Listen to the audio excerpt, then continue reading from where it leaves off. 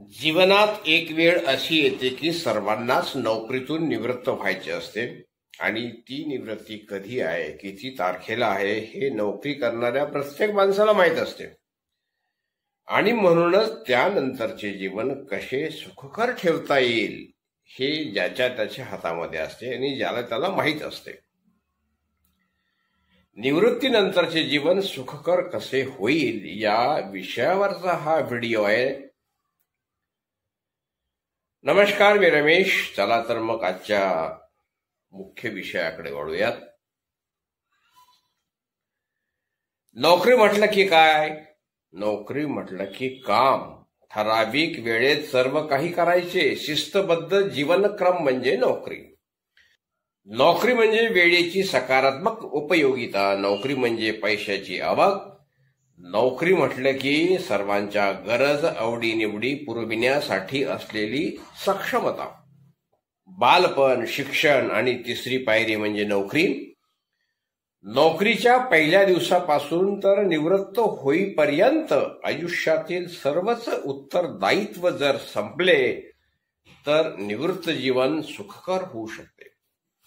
याचा अर्थ असा की जर रिटायरमेंटच्या अगोदर आपली सगळी कामे पूर्ण झाली तर उर्वरित जीवन, नोकरी नंतरचे निवृत्ती जीवन जे आहे ते आपले नक्कीच सुखकर होऊ शकते.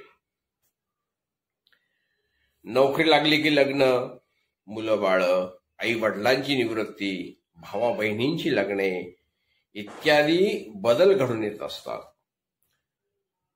नोकरी जर निवृत्त वेतन म्हणजे पेन्शनेबल नसेल तर अगदी नोकरीच्या पहिल्या महिन्यापासूनच पेन्शन योजनेत गुंतवणूक करायला हवी.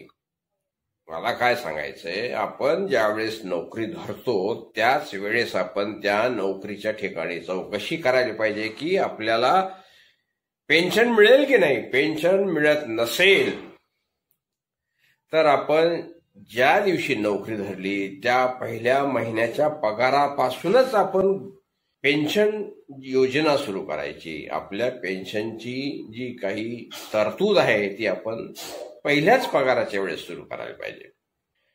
असे कितीतरी ज्येष्ठ नागरिक आहेत ज्यांना निवृत्ती वेतन नाही म्हणजे पेन्शन नाही आणि जे काही संचित होते ते मुलांच्या शिक्षणावर, लग्नावर खर्च करून जवळ कसलेही किटुकमिटुक नसल्यामुळे मुला मुलींवर अवलंबून आहेत. लेकीसून समजदार असले तर उत्तम, अन्यथा त्यांचा बागवान सिनेमातील अमिताभ बच्चनची अवस्था जशी झाली तशी होऊ शकते. मात्र सिनेमा आणि यथार्थ जीवन हे सारखे नसते. सिनेमा सुखांतिक असला म्हणजे जीवन तसेच असते याचा नेम नाही.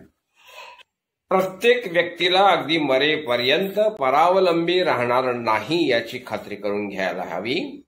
बरेच लोक निवृत्त झाल्यावर आपण खूप मोठे दिव्य केले आणि आता आपली काम करण्याची क्षमता संपलेली आहे या आविर्भावात राहून निश्चिंत राहतात, परंतु हे चुकीचे आहे.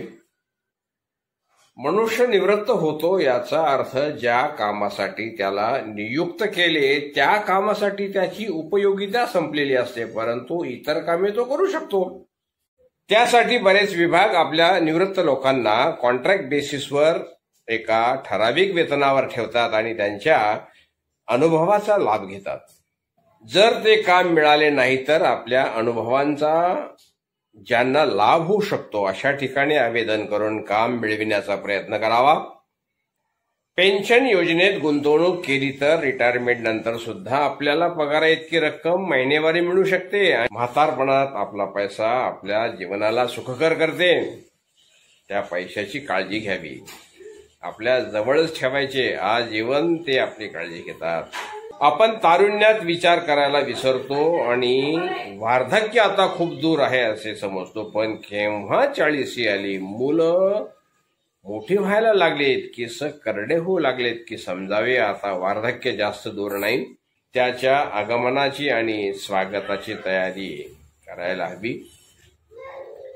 मी सुद्धा एक सेवानिवृत्त व्यक्ती आहे आणि सेवानिवृत्त झाल्यानंतर मग जवान असो, तरुण असो, म्हातारा असो, त्या प्रत्येक व्यक्तीला गुंतवणूक का करावी, कशी करावी याचे मार्गदर्शन करत असतो.